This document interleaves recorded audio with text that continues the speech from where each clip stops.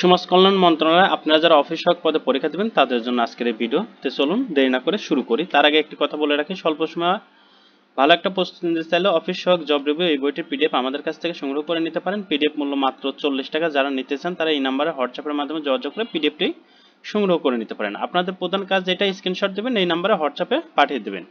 আমরা একটা ভালো স্পষ্ট ধারণা দেব, যেটা ধারণা থাকলে আপনি পরীক্ষার হলে নিঃসন্দেহে ভালো করতে পারবেন। আমরা প্রিভিয়াস কোশ্চেনে দেখেছি যে কোন কোন টপিকস থেকে প্রশ্ন আসে।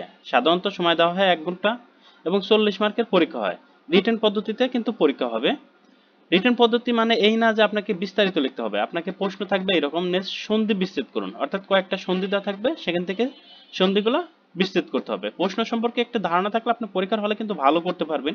যে কোনো বই পড়ে যেতে পারেন। আমাদের এই পিডিএফ নিতে হবে এমন কোনো কথা নেই। আপনি যে কোনো বই এই টপিকসগুলো ভালো করে পড়ে গেলে ইনশাল্লাহ ভালো করতে পারবেন। এরপরে আছে অর্থশয় লেখন, অর্থাৎ বাগধারা থেকে কিন্তু প্রশ্ন আসবে। এক কথায় প্রকাশ করুন, এক কথায় প্রকাশ থেকে প্রশ্ন আসবে।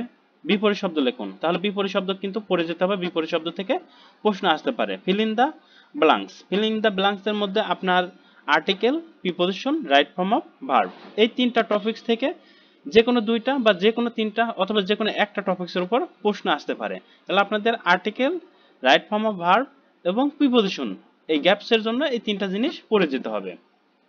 ট্রান্সলেশন থেকে অবশ্যই প্রশ্ন আসবে। ট্রান্সলেশন আপনাকে অবশ্যই পড়ে যেতে হবে।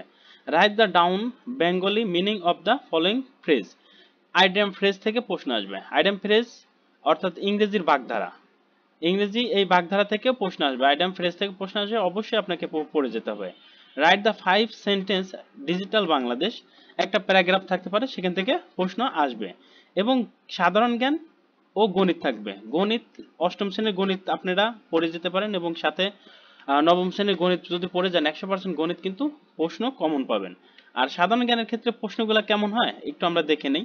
যেমন দ্বিতীয় বিশ্বযুদ্ধ কত সালে, এরপরে বঙ্গভঙ্গ রদ কত সালে, এরপর রাজশাহী বিভাগ কতটি জেলা আছে। এইরকম সিম্পল সিম্পল সাধারণ জ্ঞান কিন্তু আসবে।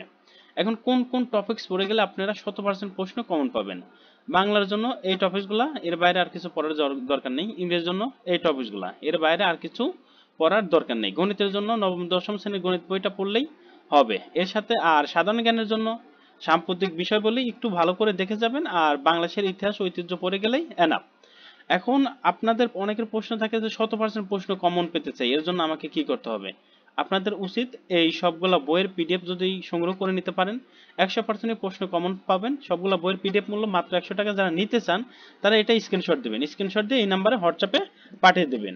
আর যারা মোটামুটি বা আগে পড়াশোনা আছে, মাঝখানে একটা গ্যাপ গেছে বা এ যাবৎকালে কোনো কিছুই পড়া নেই, নতুন করে পরীক্ষা দিবেন, তারা এত কিছু পড়ার সময় নেই। তাদের বলবো যে আপনারা শুধুমাত্র অফিস সহায়ক জব রিভিউ এই বইটি পিডিএফ সংগ্রহ করে নেবেন। কারণ এই পিডিএফে আপনার অফিস সহায়ক পদে বিভিন্ন মন্ত্রণালয়ের প্রশ্ন সমাধান দেওয়া আছে, সাথে বাংলা ইংরেজি অল্প অল্প আলোচনা করা আছে। আপনি এই অফিস সহায়ক জব রিভিউ এই বইটা যদি ডিটেলস পড়ে যেতে পারেন ইনশাল্লাহ পরীক্ষা পাস করতে পারবেন। তবে 100% প্রশ্ন কিন্তু এখানে কমন পাবেন না, হয়তো 70 থেকে 80% প্রশ্ন এই পিডিএফ থেকে কমন পাবেন।